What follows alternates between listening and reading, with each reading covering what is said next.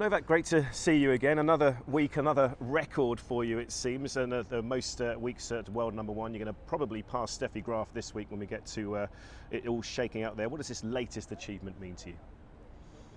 Well, any achievement that is obviously linked to the history of the sport that I truly love is, of course, very flattering, very fulfilling, and I'm very happy because I've dedicated my whole life to achieving great things in tennis and in this sport. So it's flattering to be amongst the legendary names like Steffi Graf, that is one of the biggest names that both in men women tennis we ever had.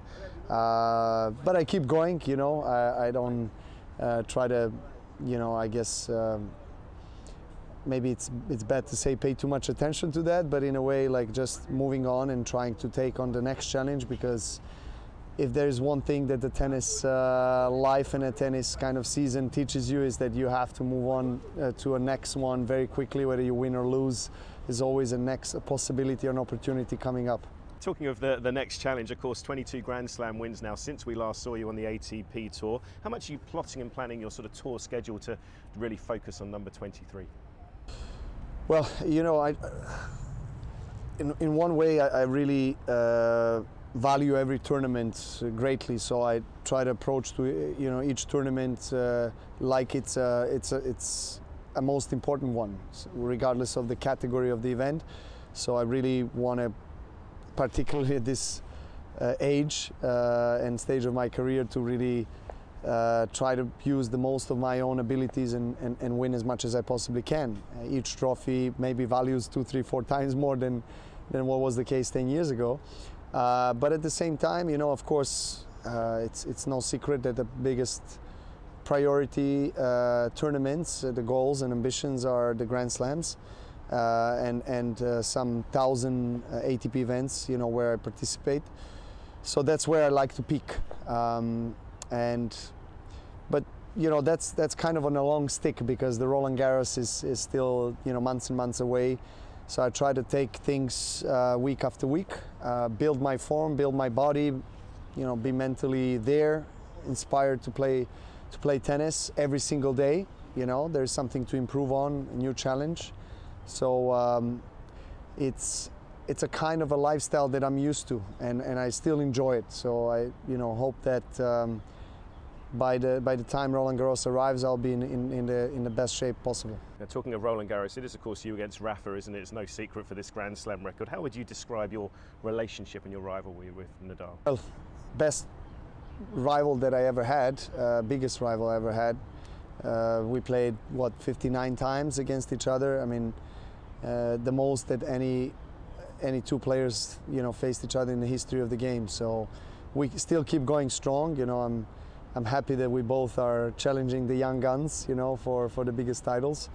And I think that probably there is also a big reason why we still compete on a high level, is because, he goes because I'm still going, or the other way around.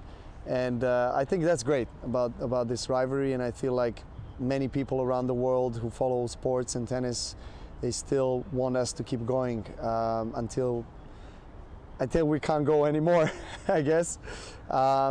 He's always, of course, the main favorite on any clay court event, particularly Paris.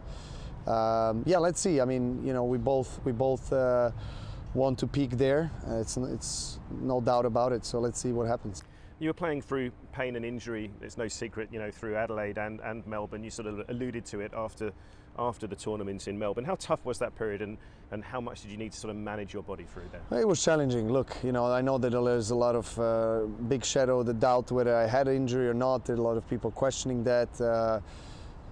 But I was definitely injured, and I know what I was going through, and my team members. But obviously, that makes the victory in Melbourne even greater, because you had to face adversities, and I haven't practiced one single day between matches. I just warm up for the match and played.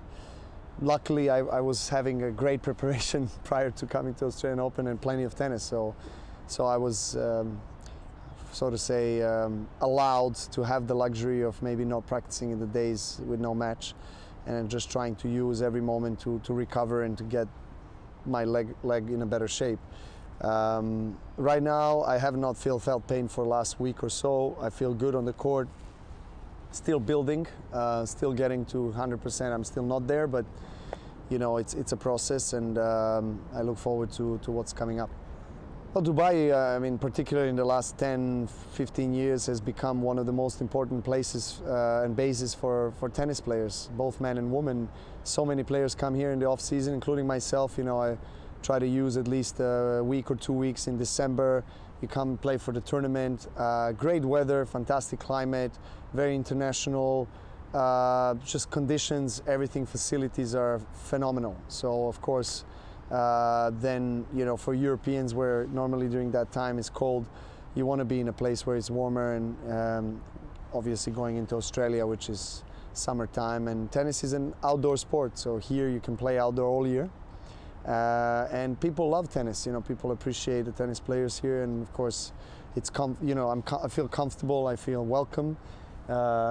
I had plenty of support in previous years when I played in Dubai, and I'm really looking forward to a great atmosphere on the court.